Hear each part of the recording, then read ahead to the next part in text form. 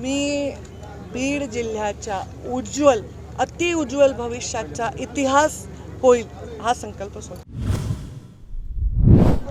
एका ऊसतोड कामगारांच्या गावातून गुढी उभारून केली आहे, काय आजचा मानस असणार आहे आणि कशा शुभेच्छा असणार आहेत? मी हा गुढीपाडव्याचा सण आहे, नवीन वर्षाचा संकल्प असतो आणि हा सण प्रत्येकजण आपापल्या घरी गुढी उभारून साजरा करतो। निवडणूक लागली असल्यामुळे मी दौऱ्यात आहे आणि ही गुढी कुणाबरोबर उभी राहावी तर माझ्या मनामध्ये आलं की या माझ्या ऊस तोडणाऱ्या कष्टकरी लोकांबरोबर मला जाऊन गुढी चढवायची आहे।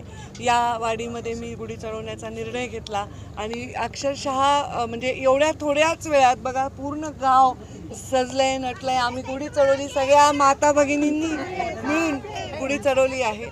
हे त्यांचं प्रेम आहे। मला ते आता जेव खाऊ घालणार आहेत, माझे पूर्ण पाहुणचार लेकीला कसं माहेरी बोलवल्यावर करणार की नाही तसं, मग ओटी बिटी भरून माझ्या कौतुकाने मला रवाना करणार आहेत, मतांची ओटी भरून। हिंदू वर्षामध्ये आहे ना, तुम्ही पण खा। हिंदू वर्षामध्ये गुढीपाडव्याला अनन्यसाधारण महत्व असतं, पण त्या दिवशी एक संकल्प पण सोडायचा असतो। पंकजा मुंडे यावेळी कुठला संकल्प सोडतायत? मी बीड जिल्ह्याच्या उज्ज्वल अतिउज्ज्वल भविष्याचा इतिहास होईल हा संकल्प सोडला। ठीक आहे, ओके। धनगरवाडी गावच का निवडलं ताई?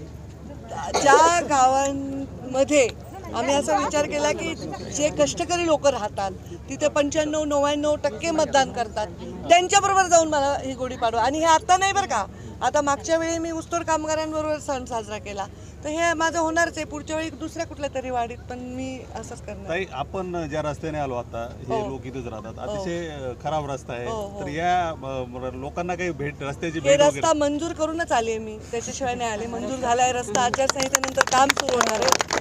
काही थोडक्यात रस्ते राहिले होते कारण त्या रस्त्यांची मालकी कुणाची नव्हती, जमिनीची, त्यामुळे काही रस्ते राहिले होते नियमांमुळे, पण हा रस्ता मंजूर करूनच आलेली आहे मी, कारण त्याच्याशिवाय मी ह्यांना माऊलीला कसं तोंड दाखवणार। पुढच्या वेळी रस्ता पूर्ण झाल्यावर येईल। आपण या लोकसभा निवडणुकीमध्ये भारतीय जनता पार्टीकडून उमेदवारी लढवत आहे, मात्र वंचित बहुजन आघाडी ज्या ज्या लोकसभा मतदारसंघामध्ये उमेदवार देते तिथे जातीचं समीकरण असतं, मात्र ज्या जिल्ह्यामध्ये खरं मराठा आरक्षणाचं जास्त प्रभाव आहे तिथे त्यांनी मराठा उमेदवार आपल्या विरोधात उतरवला आहे। आता हा सर्वस्वी त्यांचा निर्णय आहे, त्यांनी हा उमेदवार का उतरवला आहे, त्यांच्या चळवळीचा काही त्याच्यामध्ये अंश असू शकतो, हा सर्वस्वी त्यांचा निर्णय आहे, त्याच्यावर मी काही टिप्पणी करणं योग्य होणार नाही। उमेदवार कोणी असो, माझी निवडणूक मला जिंकायचीच आहे, त्यामुळे मी त्याची तयारीत लागले, त्यांनी काय त्यांची तयारी करावी तुम्ही पाहाल। महाविकास आघाडीचे उमेदवार म्हणालेत की जाणीवपूर्वक गुन्हे दाखल केले जात आहेत मराठा समाजातील आरक्षण आंदोलनासाठी। हे सगळे गुन्हे दाखल झाले तेव्हा ते सत्तेच्या पक्षात होते, तेव्हा त्यांनी काय बोलायला पाहिजे होतं। उमेदवार झाल्यावरच ते असं बोलतायत, हे दुर्दैव आहे। तेव्हा मी भेटी दिल्या आहेत त्या सर्व घरांना ज्यांच्या जाळपोळ झालेली आहे, त्यावेळी ते बोलले नाही, तेव्हा ते सत्तेत होते, तेव्हा आता आठवड्यापूर्वी त्यांनी पक्ष सोडलाय, नाही तर सत्ताधारी पक्षात तर होते ते।